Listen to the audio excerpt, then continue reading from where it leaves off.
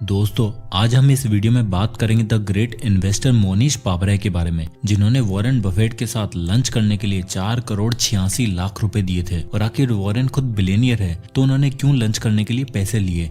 और हम ये भी देखेंगे कि मोनीश पाबराय ने पूरा का पूरा वॉरेन बफेट को कैसे कॉपी किया और वो खुद एक बिलियनियर बन गए। और ये सारी बातें हम विलियम ग्रीन की द्वारा लिखी गई बुक रिचर वाइजर हैप्पियर से देखेंगे। मोनीश पाबराय का जन्म 1964 में मुंबई में हुआ था और वो एक बहुत ही गरीब परिवार से बिलोंग करते थे। उनके पेरेंट्स महीने का मुश्किल से 1500 रुपए कमा पाते थे। मोनीश के दादाजी फेमस जादूगर गोगोई पाशा थे, जबकि मोनीश के पिताजी एक एंटरप्रेन्योर थे जिनके बिजनेस बहुत बार फेल हो चुके थे। मोनीश बोलते हैं कि कभी कभी घर की ऐसी हालत हो जाती थी कि हमारे पास खाने के लिए और घर के रेंट तक के लिए पैसे नहीं होते थे और मोनीश स्कूल में भी अच्छा नहीं कर रहे थे। वो 65 बच्चों की क्लास में 62 रैंक लाते थे और 9th क्लास में उन्हें एक IQ टेस्ट दिया गया जिसने उनकी पूरी लाइफ बदल दी। उनकी एक टीचर ने उनसे कहा कि तुम्हारा IQ तो कम से कम 180 है। और मोनीश बोलते हैं कि उस इंसिडेंट के बाद मुझे अपने आप पर बहुत ही विश्वास होने लग गया कि मैं कितना स्पेशल हूँ और मैं कुछ भी कर सकता हूँ। और फिर उन्होंने अच्छे से स्टडी की और हाई स्कूल के बाद एक साउथ कैरोलिना की क्लेमसन यूनिवर्सिटी में पढ़ाई करने के लिए गए।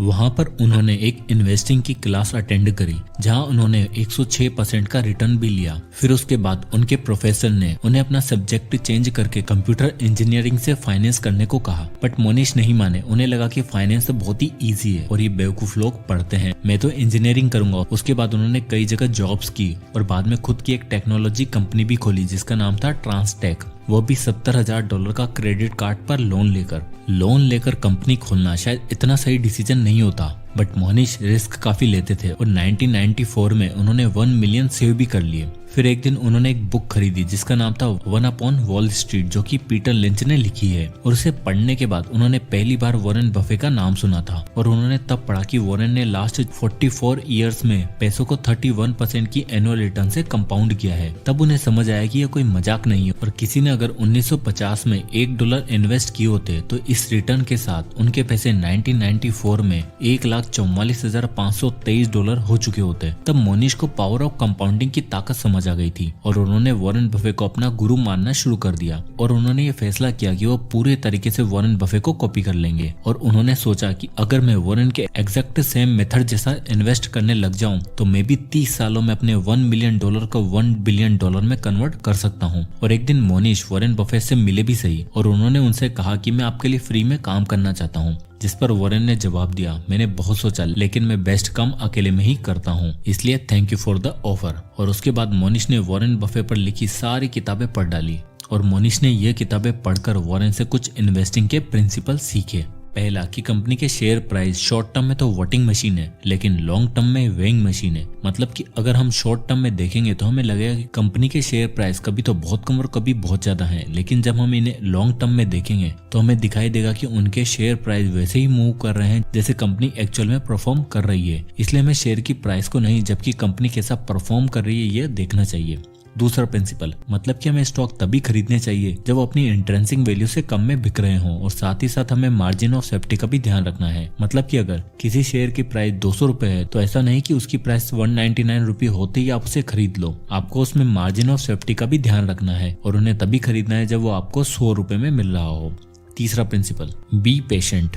1970 से लेकर 1972 तक वॉरेन बफेट ने किसी भी कंपनी के शेयर नहीं खरीदे थे क्योंकि वॉरेन को उस वक्त कोई भी कंपनी समझ में नहीं आ रही थी। और वॉरेन का मानना है कि हमें इन्वेस्ट तभी करना चाहिए जब हम पूरी तरीके से सही हो। अगर आपको कोई अच्छी कंपनी समझ में नहीं आ रही है तो कोई बात नहीं, वेट करो, पेशेंस रखो, लेकिन जबरदस्ती इन्वेस्टिंग नहीं करनी है। और जब 1973 में मार्केट क्रैश होने लगा तो वॉरेन ने वॉशिंगटन पोस्ट कंपनी के शेयर खरीदे क्योंकि उस समय कंपनी काफी बुरी हालत में थी और कोई भी उसमें इन्वेस्ट नहीं करना चाहता था। बट वॉरेन ने देखा कि उन्होंने उस वक्त वॉशिंगटन पोस्ट केवल $80 मिलियन में मिल रही थी और अगर उस कंपनी के सारे एसेट्स भी बेच दिए जाएंगे तो इजीली कोई भी उसके $400 मिलियन पे करने को तैयार हो जाएगा। और वॉरेन का कहना है कि आपको कभी भी ऐसी कंपनी नहीं खरीदनी चाहिए जिसकी वर्थ तो केवल $83 मिलियंस हो और आप उसे 80 मिलियन में खरीद रहे हो, आपको उससे ज्यादा का ही प्रॉफिट देखना है। क्योंकि जब भी कोई इंजीनियर कोई ब्रिज बनाता है तो वो मार्जिन ऑफ सेफ्टी का ध्यान रखता है। वो ऐसा ब्रिज बनाता है कि उस ब्रिज पर 10,000 पाउंड के लोड वाले ट्रक चलेंगे, बट वो ब्रिज 30,000 पाउंड तक के वेट को झेल सकता है।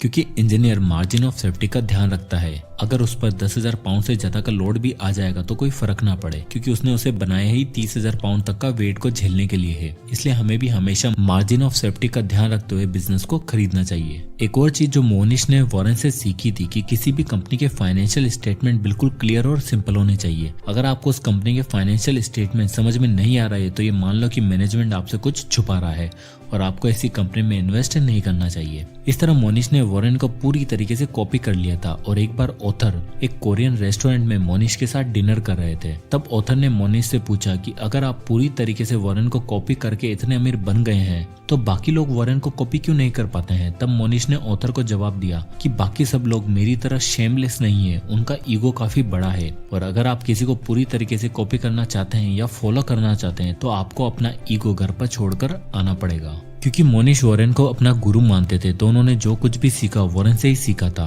और वो वॉरेन को गुरु दक्षिणा देना चाहते थे। तो जुलाई 2007 में वॉरेन अपनी चैरिटी के लिए पैसा इकट्ठा कर रहे थे कि जो भी नीलामी में ज्यादा बोली लगाएगा वो वॉरेन बफेट के साथ लंच कर पाएगा। तो मोनिश पापराय ने अपने दोस्त गाय स्पाई के साथ वॉरेन बफेट की चैरिटी में बोली लगाई और वो ऑक्शन जीत गए। इसके लिए मोनिश और स्पाई ने करीबन 4,86,00,000 रुपए दिए जो कि वॉरेन बफेट ने चैरिटी में दे दिए। और मोनिश बोलते हैं कि ये मेरी तरफ से गुरु दक्षिणा थी क्योंकि वॉरेन को वो गुरु मानते थे। उस लंच में मोनिश ने वॉरेन से काफी कुछ सीखा और तब मोनिश ने वॉरेन से एक बात सीखी। वॉरेन बोलते हैं कि हमेशा अपने से बेहतर लोगों के साथ रहो, उनके साथ घूमो फिरो, क्योंकि फिर तुम्हारे पास अपने आप को इम्प्रूव करने के अलावा कुछ भी नहीं रहेगा और वो लोग आपको एक बेहतर इंसान बनाने में मदद करेंगे।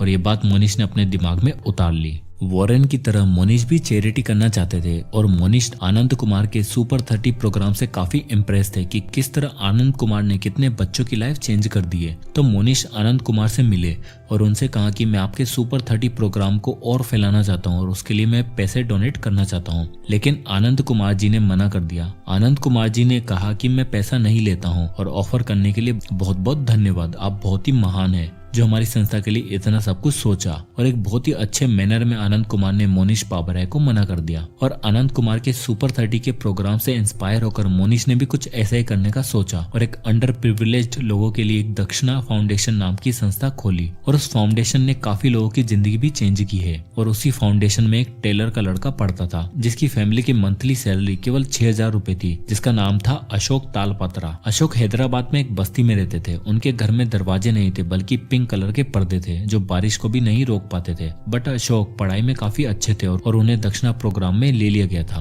और उनका IIT में ऑल इंडिया रैंक 63 आया था और फिर आगे जाकर उन्हें गूगल में जॉब मिली थी। और गूगल ज्वाइन करने के 1 साल बाद ही उन्होंने अपने पेरेंट्स के लिए 2 BHK अपार्टमेंट लिया। और जब इस बुक रिचर वाइजर हैप्पियर के ऑथर गूगल में अपने बुक के प्रमोशन के लिए आए थे और उन्होंने अशोक की स्टोरी गूगल में बताई और उस वक्त अशोक वहीं गूगल में बैठे हुए थे। तो इस तरह मोनिश ने काफी लोगों की जिंदगी इस फाउंडेशन से भी चेंज की। और इस बुक के ऑथर ने मोनिश से कुछ लेसन सीखे। पहला, क्लोन लाइक क्रेजी, मतलब कि अगर किसी को कॉपी करना है तो पागलों की तरह उसको फॉलो करने लग जाओ और उसके सारे स्टेप को अच्छे से फॉलो करो और अपने अंदर ना कोई शर्म रखो ना कोई ईगो। जिस तरह मोनिश ने वॉरेन को पूरी तरीके से कॉपी किया था। और ऐसा नहीं कि मोनिश ने वॉरेन को ही कॉपी किया था, यहाँ तक कि वॉरेन ने भी बहुत सारे इन्वेस्टिंग के कॉन्सेप्ट अपने गुरु बेंजामिन ग्राहम से सीखे थे। इसलिए हमें भी अगर किसी को गुरु मानना है, उसे कॉपी करना है तो उसे पूरी तरीके से फॉलो करना स्टार्ट करना होगा। Second, hang out with people who are better than you. जैसे कि लंच करते टाइम वॉरेन से जो बात मोनिश ने सीखी थी वो थी कि हमेशा अपने से बेहतर इंसान के साथ उठो बैठो, क्योंकि वो आपसे बेहतर है तो आपको उनसे बहुत कुछ सीखने को मिलेगा और आप भी एक बेहतर इंसान बन पाओगे। Third, treat life as a game. Monish बोलते हैं कि अपनी लाइफ को एक गेम की तरह ट्रीट करो जिसे हर साल आप जीतना चाहते हो, चाहे उसके लिए आपको कुछ भी करना पड़े।